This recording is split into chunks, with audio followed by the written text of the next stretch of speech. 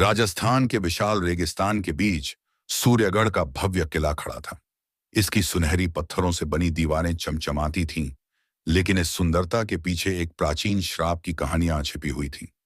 कहा जाता था कि सदियों पहले एक राजकुमारी, जिसे उसके प्रेमी ने धोखा दिया था, ने राठौड़ वंश को श्राप दिया था।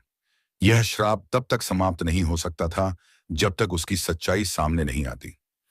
इसी रहस्यमयी दुनिया में आई मीरा शर्मा, एक साधारण इतिहासकार की बेटी। मीरा के पिता प्रोफेसर ईश्वर शर्मा को राठौड़ वंश का इतिहास लिखने के लिए आमंत्रित किया गया था। मीरा, जो कहानियों के प्रति गहरी रुचि रखती थी, अपने पिता के साथ मदद करने आई। उसे शाही दुनिया में ज्यादा रुचि नहीं थी, लेकिन सूर्यगढ़ और विशेष रूप से रेगिस्तान के बीच छिपे हुए चंद्रिका महल की कहानियों ने उसका ध्यान खींचा। सूर्यगढ़ में कदम रखते ही मीरा को वहां की रहस्यमयी हवा महसूस हुई। महल की भव्यता, संगमरमर के खूबसूरत कक्ष और रेशमी पर्दों से सजे गलियारे मंत्रमुग्ध कर देने वाले थे, लेकिन श्राप की फुसफुसाहटें हर कोने में गूंजती थीं। मीरा की मुलाकात युवराज वीर सिंह राठौड़ से हुई, जो सूर्यगढ़ के वारिस और एक करिश्माई शख्सियत थे। वीर अपनी चमकदार छवि के पीछे कर्तव्य के बोझ और श्राप की छाया से जूझ रहे थे। मीरा की बुद्धिमत्ता और बेबाकी ने उन्हें आकर्षित किया। हालांकि उनका रिश्ता तुरंत जुड़ गया, लेकिन यह सामाजिक तौर पर अस्वीकार्य था। एक साधारण लड़की और एक राजकुमार का साथ किसी भी रूप में स्वीकार्य नहीं था। फिर भी उनके बीच बढ़ती नजदीकियों ने उन्हें करीब ला दिया। एक शाम महल की लाइब्रेरी में वीर ने मीरा को श्राप के बारे में बताया। सच्चाई चंद्रिका महल में छिपी है, वीर ने धीमे स्वर में कहा, लेकिन कोई वहां जाने की हिम्मत नहीं करता। जो गया वो लौटकर नहीं आया। मीरा की जिज्ञासा और बढ़ गई।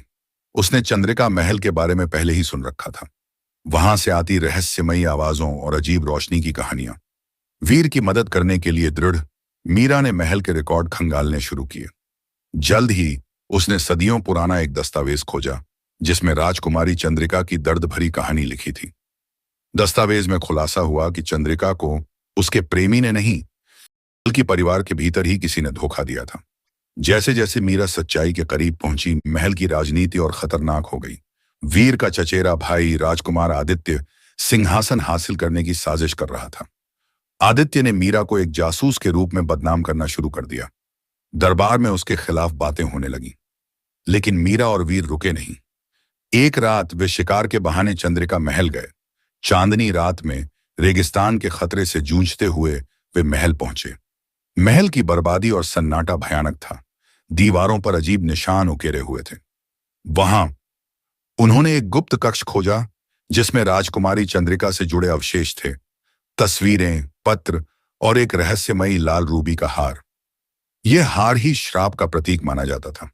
अवशेषों के बीच उन्हें राजकुमारी का एक आखिरी पत्र मिला, जिसमें उसने बताया था कि उसका दुश्मन उसके परिवार का कोई सदस्य था, जिसने उसके प्रेमी को फंसाया। लेकिन उनके महल से बाहर निकलने से पहले आदित्य ने उन्हें पकड़ लिया। उसने अपने सैनिकों के साथ वहां घेराबंदी कर दी। तुम्हारी कमजोरियों और एक साधारण लड़की के साथ तुम्हारे संबंधों को मैं सबके सामने लाऊंगा, आदित्य ने व्यंग्य से कहा। इसी बीच रेगिस्तान में एक भयंकर तूफान उठ खड़ा हुआ। वीर और मीरा ने महल की गुप्त सुरंगों का उपयोग करके भागने की कोशिश की। तूफान के चरम पर रूबी का हार फर्श पर गिरकर चकनाचूर हो गया। उसी क्षण ऐसा लगा जैसे महल की घुटन भरी हवा हल्की हो गई हो। महल से सुरक्षित लौटने के बाद मीरा और वीर ने दरबार में पूरी सच्चाई उजागर कर दी। आदित्य के षड्यंत्रों का पर्दाफाश हुआ और उसे सजा दी गई।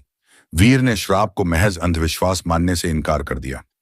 श्राप महल या रूबी में नहीं था, वीर ने दरबार में कहा, यह हमारी सच्चाई से भागने में था।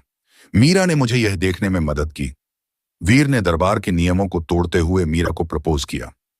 कई विरोधों के बावजूद दोनों ने शादी की, रेगिस्तान के तारे भरे आसमान के नीचे।